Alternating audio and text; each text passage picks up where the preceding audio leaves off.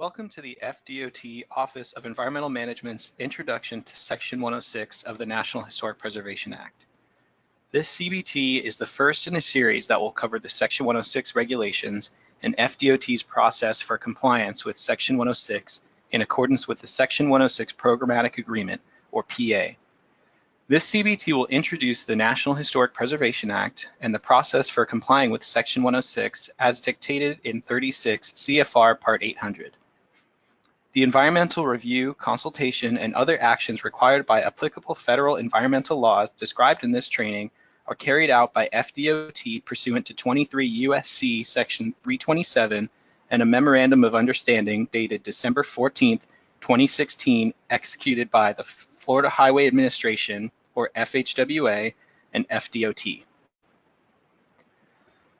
This course intends to introduce the listener to the National Historic Preservation Act of 1966, introduce general cultural resources terminology, describe the process for complying with Section 106 and a lead agency's obligations under Section 106, and foster an appreciation and awareness for cultural resources concerns throughout the project development process. The National Historic Preservation Act of 1966 sought to ensure that the impacts of growth and development are considered as federal projects are carried out. The passage of the NHPA reflected a growing concern that we were losing the character of our communities as a result of modern development. The NHPA applies to federal actions or federally assisted undertakings, and the purpose is to take into account the effect of an undertaking on any cultural resource that is listed in or eligible for listing in the National Register of Historic Places, or NRHP. Section 106 of the NHPA makes federal agencies assume responsibility for the effects of their projects on historic properties and forces them to be publicly accountable for their decisions. So briefly, Section 106 requires federal agencies to do three main things prior to implementing a project or an undertaking. They have to take into account the effects of their undertaking on historic properties. They have to afford the Advisory Council on Historic Preservation, or ACHP, a reasonable opportunity to comment regarding such an undertaking, and they have to consult. The ACHP, or Council, is an independent U.S. government agency created by the NHPA, whose members are charged with advising the President and Congress on historic preservation, recommending measures to coordinate agency activities, entering into and commenting on Section 106 consultation, and most importantly, developing the regulations that govern the implementation of Section 106. These regulations are found in 36 CFR Part 800 and are essentially the how-to manual for navigating the Section 106 process. Before proceeding, it's important to understand the difference between a cultural resource and a historic property, and why this difference is important. The term cultural resource is not defined in federal law. It's an umbrella term that captures any pre-contact or historic district, site, building, structure, or object that may have some importance to people. The term cultural resource is interchangeable with and equally as broad as historic or archaeological resource and historic or archaeological site. The only requirement for a resource to be considered historic is that it must simply be 50 years old or older. Now, a historic property is any cultural resource that is significant. And significant in this case means it is listed on or eligible for listing on the National Register of Historic Places. The National Register is the official list of the nation's historic properties deemed worthy of preservation. This distinction is important because only historic properties are protected under Section 106. The ACHP's regulations lay out a four-step process for compliance with Section 106. Step 1 is initiate the process. Step 2, identify historic properties. Step 3, assess adverse effects. And Step 4, resolve adverse effects. There are two important points to remember regarding this process. First, Section 106 is a consultative process, and consultation is required at every step. This consultation includes the State Historic Preservation Officer, or SHPO, and or the Tribal Historic Preservation Officer, or THPO, the public, Native American tribes, and any other potentially interested or affected parties. The second thing to remember is that an agency can fulfill their obligations under 106 at any step of the process. It just depends on the specific conditions regarding the undertaking. Generally, the ACHP may deal with over 100,000 undertakings per year, but only 5% end up making it all the way to step 4. In step 1 of the Section 106 process, you will establish the undertaking, coordinate with other reviews, initiate consultation, create a public involvement plan, and notify the SHPO and/or TIPO. Establish the undertaking. The NHPA defines an undertaking as a project, activity, or program that has federal funding or requires a federal approval or permit. This is obviously very broad and covers most types of actions where there's any federal involvement. But if an activity is an undertaking, then the agency must determine if it is a type of activity that has the potential to cause effects on historic properties. If an agency determines that its activity is not an undertaking or that the undertaking does not have the potential to cause effects, then Section 106 obligations have been fulfilled and they may proceed with the undertaking. That would be your exit point for step 1.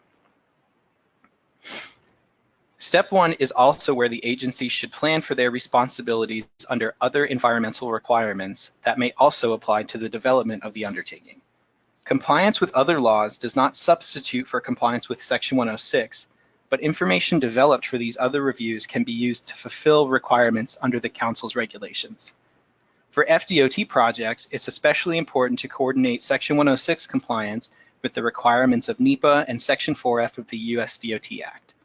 The intent is to streamline these reviews to prevent the duplication of efforts. Next, we are going to initiate consultation. Consultation is central to the Section 106 process, and the first task here is to identify the appropriate participants and to clarify their roles. Consulting parties are the organizations or individuals that federal agencies must consult with.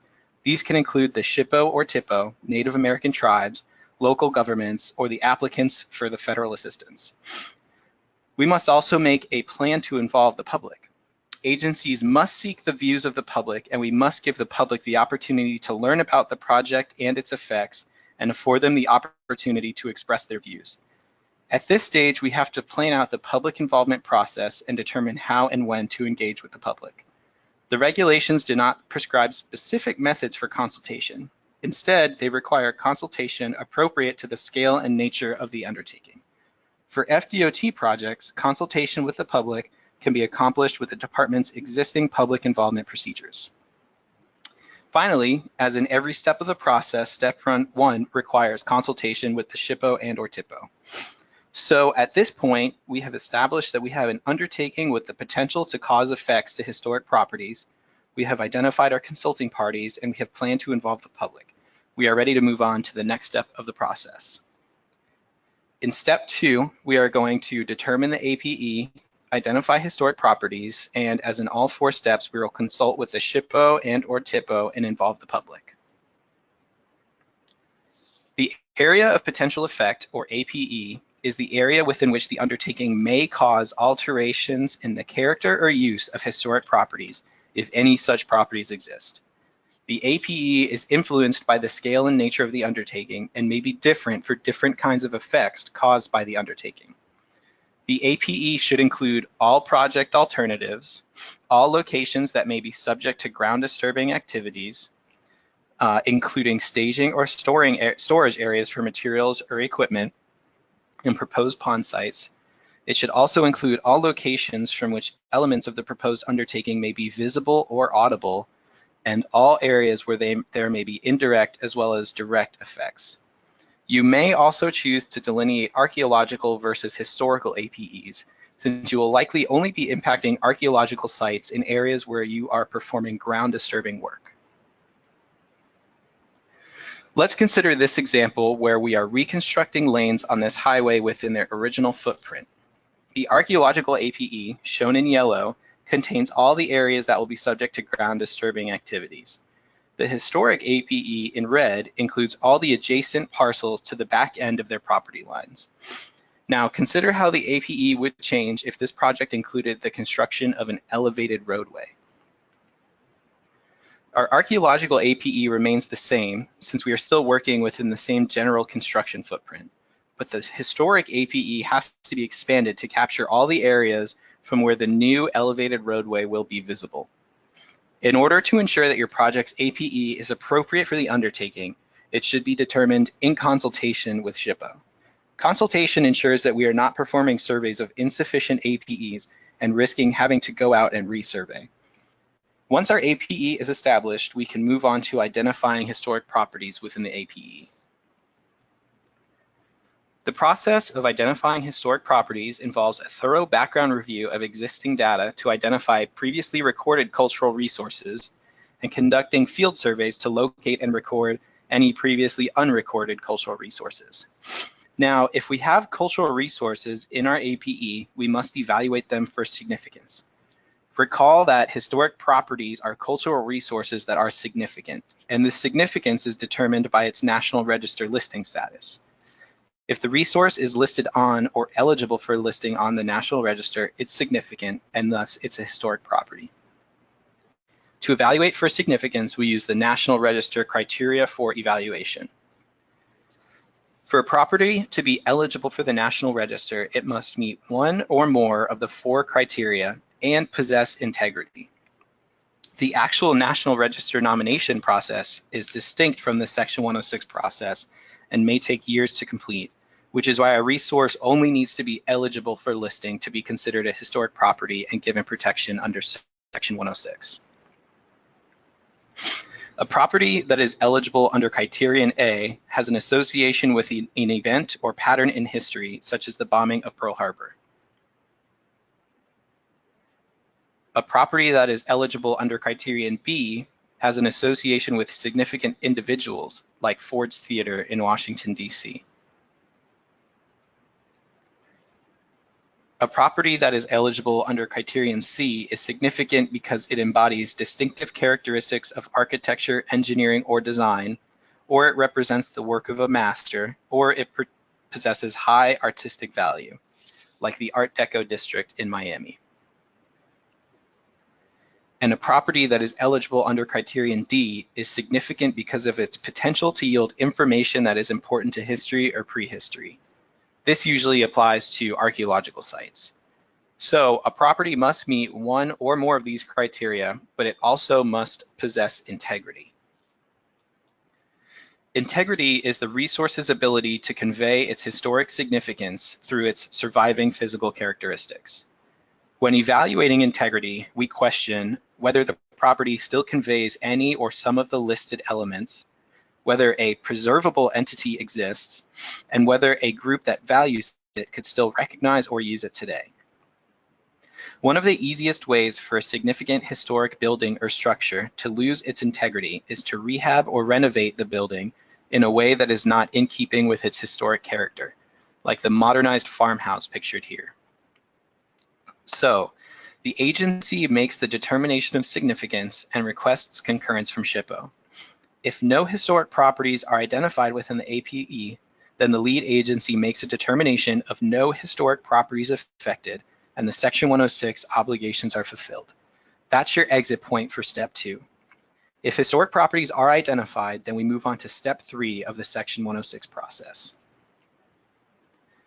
In step 3 of the process, we are going to apply the criteria of adverse effect to historic properties and consult with the SHPO and/or TIPO and involve the public. An adverse effect is found when an undertaking may alter any of the characteristics of a historic property that qualify it for inclusion in the National Register. So, given that definition, you can see why properly evaluating properties is crucial.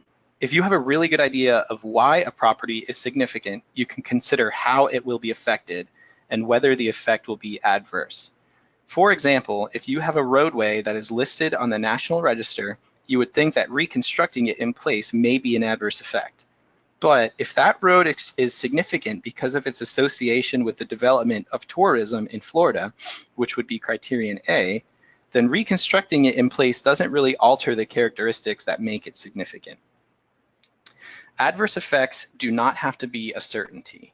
If a project may diminish the integrity of the property, it's considered to have an adverse effect. They do not need to be physical or direct. They must include reasonably foreseeable effects, and they can include cumulative effects like increased vehicle or foot traffic or increased development over time.